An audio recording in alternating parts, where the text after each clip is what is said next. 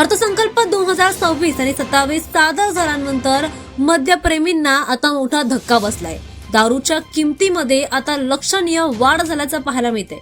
नवीन केंद्रीय अर्थसंकल्पानंतर मद्यप्रेमींना मोठा आर्थिक फटका बसलाय। अर्थसंकल्पात करण्यात आलेल्या तरतुदींनुसार दारूच्या किमती आता वाढणार असून याचा थेट परिणाम आता ग्राहकांच्या खिशावर होणार आहे। सरकारने मद्य विक्री करणाऱ्या विक्रेत्यांवर 2% सपाट कर कपात लागू करण्याचा निर्णय घेतलाय। या निर्णयामुळे मद्य विक्री व्यवसाय अधिक सुलभ होणार असला तरी वाढीव करभाराचा परिणाम अखेर ग्राहकांवरच पडणार असल्याचं पाहायला मिळतंय।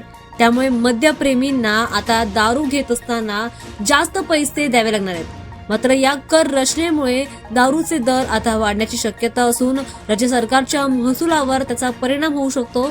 काही राज्यांमध्ये आधीच उच्च उत्पादन शुल्क असल्यामुळे तेथे दरवाढ अधिक जाणवू शकते। माहितीनुसार हा निर्णय व्यवसाय सुलभीकरणासाठी सकारात्मक असला तरी सामान्य ग्राहकांसाठी महागाई वाढवणारा दिसतो।